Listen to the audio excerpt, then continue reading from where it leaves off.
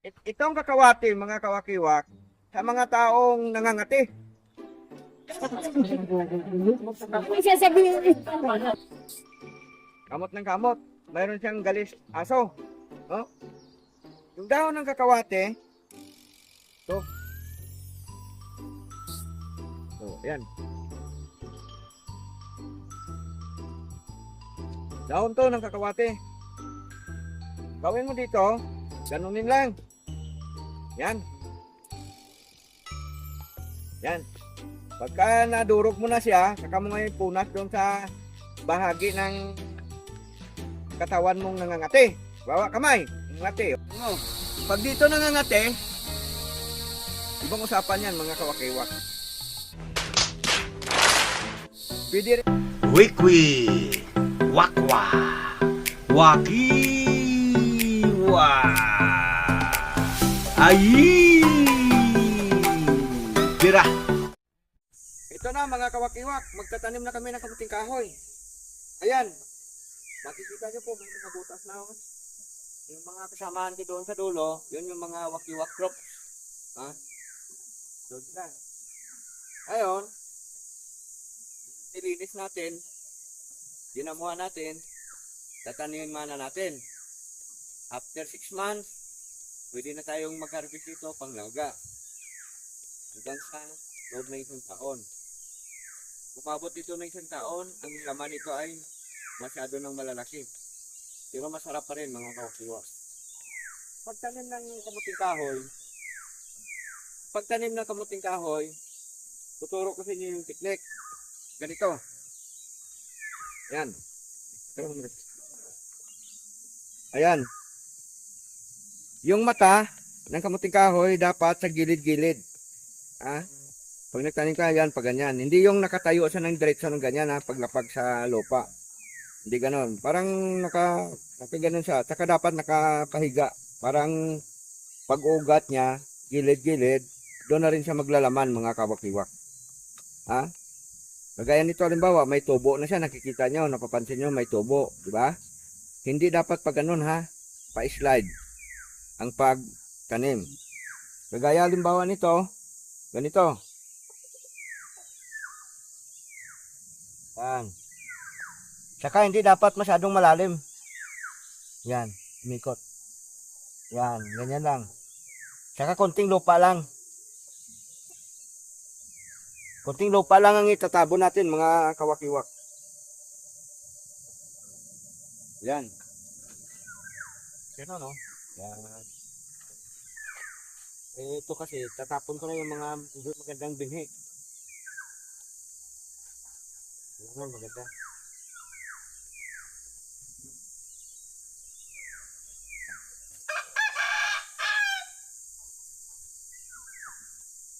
Salang boss.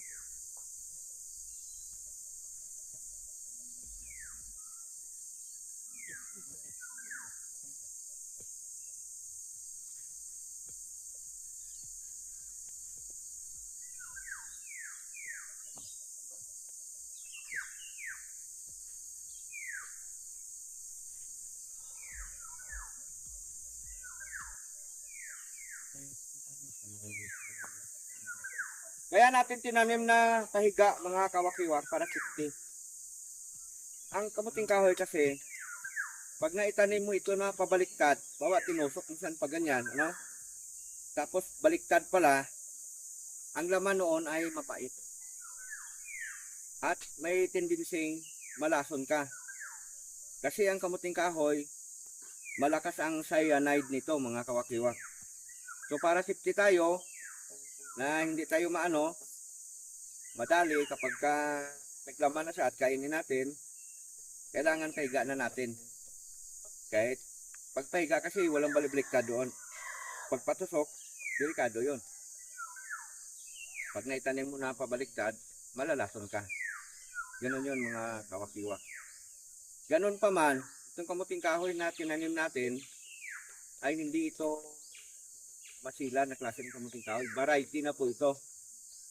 So, hindi rin tayo mangangamba na malason tayo. No? Pero para na rin sa talagang sigurado tayo, itatanim na natin ng pahiga mga kawakiwak. Yan.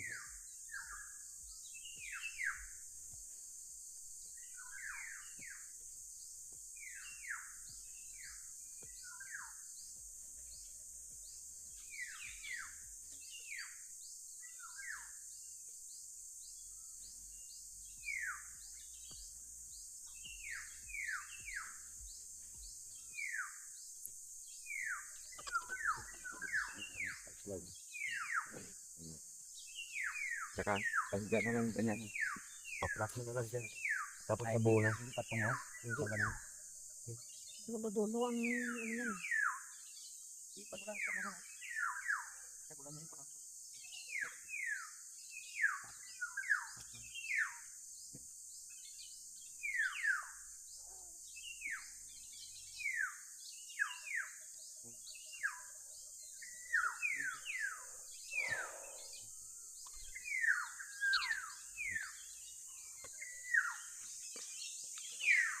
So ayan, mga kawakiwak.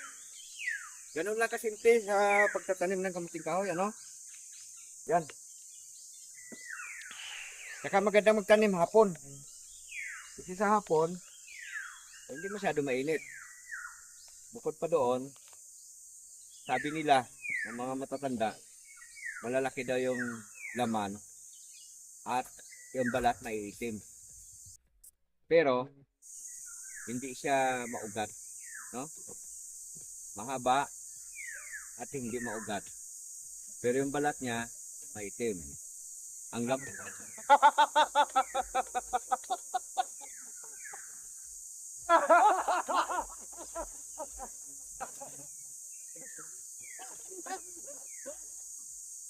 Ha?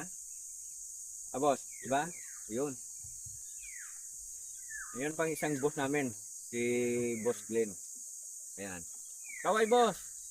Yun. Kami dito yung mga wakiwak troops. Kasi yung iba namin mga wakiwak troops ay may trabaho. So, ito lang muna ang mga kasama ko ngayon. Yan, si Glenn, malapad din yung kanilang lupain dito. Mga kawakiwak. Yan, medyo pumapatak-patak na. Ulan po yan, mga kawakiwak. No? Kayo, magtanim na rin kayo dyan, mga kawakiwak. Pero naman kayo magtaniman dyan, taniman nyo na. Para may ma-harvest din kayo, mga kawakiwak. At dito, mga kawakiwak, nagtanim ako dito ng maraming puno. Para makatulong tayo sa tinatawag natin na global warming. Tama ba, boss? Oo, global warming. Dito sa lugar na to, mga kawakiwak, nagtanim ako rito ng maraming punong kahoy. Kasi nga, para makatulong tayo sa ating inang kalikasan, ano? Sabi nga ng mga scientist, yung mga nagrally doon, mga scientist sa Amerika, no? 5 taon pa daw ang makalipas, delikado na daw tayo. Baka malitso na daw tayo sa sobrang init. Kaya para makatulong tayo sa ating kapaligiran, sa ating inang kalikasan, pagtanim na rin tayo ng mga kahoy, mga kawakiwak. Kagaya nito, kakawate. O, yan. Marami tayong tanim na kakawate. Yan, o. Yan. Tapos mangga. Ang dami natin mangga, mga kawakiwak. Mayroon din tayong saging. Ayan pa, o, kakawate, o. Nakahilira yan, mga kawakiwak. Yun, o. Yan. Kitam? Mga tanim natin yan, mga kawakiwak. No? Ngayon, itong kakawati, mga kawakiwak, sa mga taong nangangati. Isa sabihin. Kamot ng kamot. Mayroon siyang galis aso. No? Yung dahon ng kakawate, ito. Oh, yan. Dahon to ng kakawate. Ang gawin mo dito, ganunin lang. Yan. Yan. Pagka nadurog mo na siya, saka mo ngayon punas doon sa bahagi ng katawan mong nangangati. Bawa kamay, nangangati. O, lagyan mo dyan. Dito, nangangati. Lagyan mo dyan. Bawa, yung liig mo nangangati. Oh, buspos mo yan.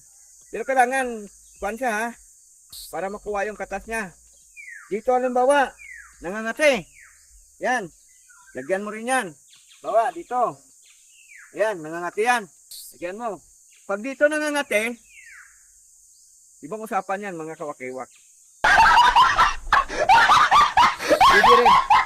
Kailangan tigaan mo lang ito. Sasabihin. May nangangati. Katas lang ang lalagay nyo mga kawakiwak. Maraming pakinabang ang kakawati, mga kawakiwak. No? Yung dahon niya na yan ay talagang maraming pakinabang yan. Ginagamit din namin yan na pang alternative sa kalburo. No? Pag nagpahinog ka ng saging. O kaya mga prutas, lagyan mo ng kakawati sa baba. Saka mo isa sa rastako. Yun, mabilis mahinog. Mahinog siya ng natural. Kasi ang kakawati, mga kawakiwak, mainit yan. Mainit. Kaya nga yung kati, tanggal eh. Ba? Yung iba naman, nakikita ko dun sa mga YouTuber din, ginagamit nila na pang element doon sa paggawa ng mga mushroom. Kung painit daw yun. Katapos basta may proseso din yan mga kawakiwak. Panoorin nyo na lang sa kanilang channel kung paano paggawa nun. Pero yan ay isa din sa element o kaya ingredient o kaya sangkap na ginagamit sa pagpaparami ng mushroom mga kawakiwak.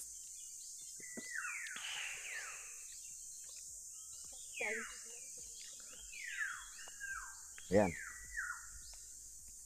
Ayan. Nililinis mo na yung paligid mga kawakiwak bago butasan para hindi tumubo agad ang damo.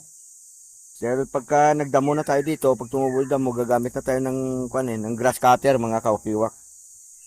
Yan. Yun.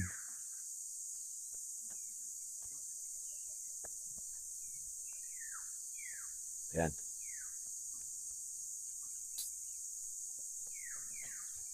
Wala po. Ayan.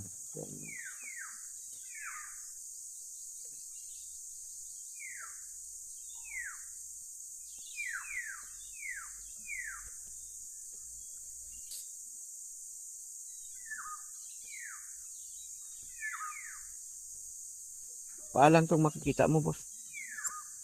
Boss. Paalan. Hmm.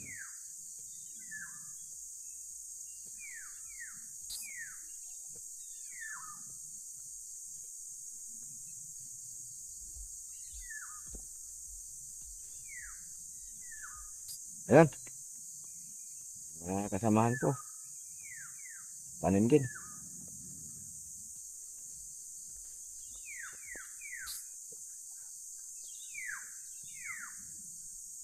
Ganito talaga ang buhay dito sa bundok, mga kawakiwak.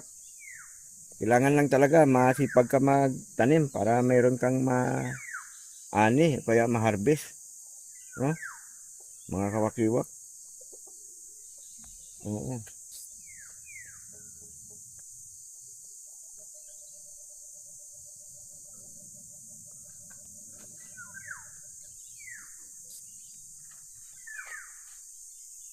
Yun.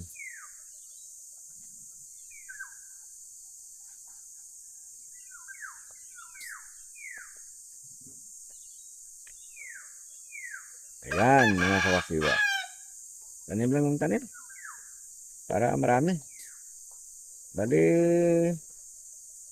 ang tataniman namin dito ng kamuting kahoy mga kawakiwak, mga nasa mahigit kalating hektarya. Yung kabila naman, mga kalating hektarya yon, pag-isipan namin kung pwede pang mais. Pero kung hindi, kamuting kahoy na rin siguro. Yung tatanim namin. Depende sa magiging sitwasyon nito mga kawakiwak. Oh. Ayan.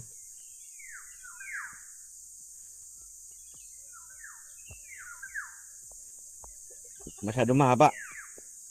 Masyado mahaba. Siyan pa ng konti.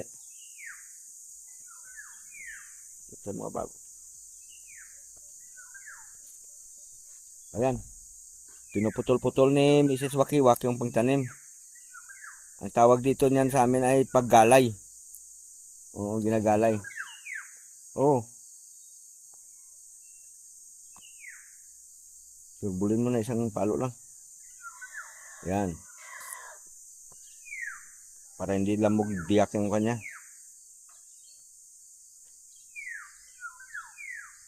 Yan. Ganun lang kabilis mga kawakiwa. Yun.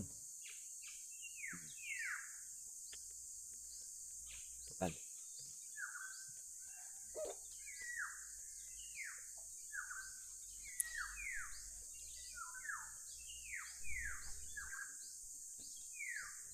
Kung napapansin niyo po mga kawakiwak, ayan, medyo malapad-lapad na po yung aming na animal mga kawakiwak. At yan po, nasa dulo ako. Abang yung mga kasama ko ay nagtatanim, ako naman po ay nag-grass cutting. Kasi ang lapad pa ng dadamuhan namin mga kawakiwak. Mabilis tumubo yung mga damo. Lalo na umuulan-ulan dito sa amin ngayon. Ganun. Kaya tiyagaan mo talagang magdamo para hindi na kagad-agad tumubo pa ng mataas yung mga damo, mga kawakiwak. Ayan. Basta subaybayan nyo lang kami mga kawakiwak hanggang sa matapos tong video namin. At paki-share po. Paki-subscribe na rin mga kawakiwak kung maaari po sana.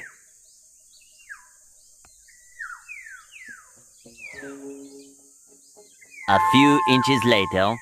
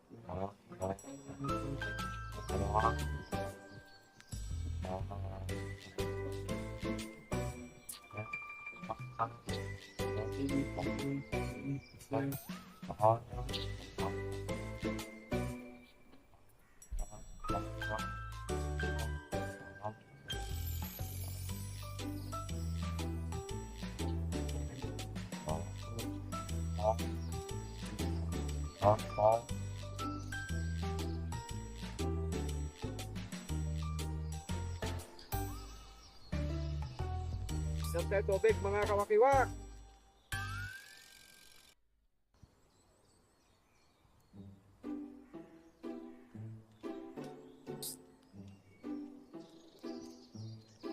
So yun mga kawakiwak, medyo malapad-lapad yung aming nataniman. Ayan o. Yan. Dahil sa hapon na ngayon, ang oras ngayon ay alas 6 na ng hapon. Ay alas 6 pala ng gabi. Saan po na ng petrol, di ba? Yun. Tango lang. 6:28 na pala. Dito, medyo paliwanag pa, mga kawakiwak. So, ayan. Nasunod namin yung ibang pwede na masunog. Matsipag daga itong mga kasama ko. Mga kawakiwak troops natin. No? Ayan. Ay! Tira! Ang ating napagaba. Medyo napagod dito. Ayun. Napagod din daw talaga siya. Ayan, pumapagod na pagod eh. Oo. Ito ay binata pa yan. Baka mga pa dyan.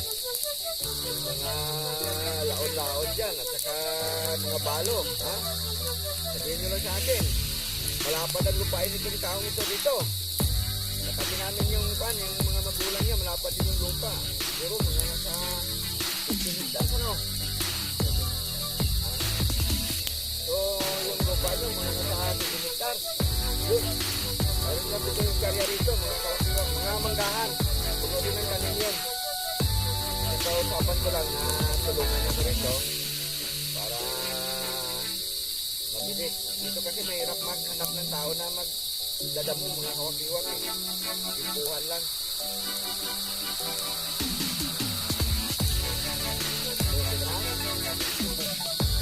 Salamat at muli na kami sinamahan dito sa episode natin ito. Sa vlog natin ito, sa video natin ito. I-share na lang mga kawakiwak. Like and subscribe. Shout out sa inyong lahat mga kawakiwak. Tira na.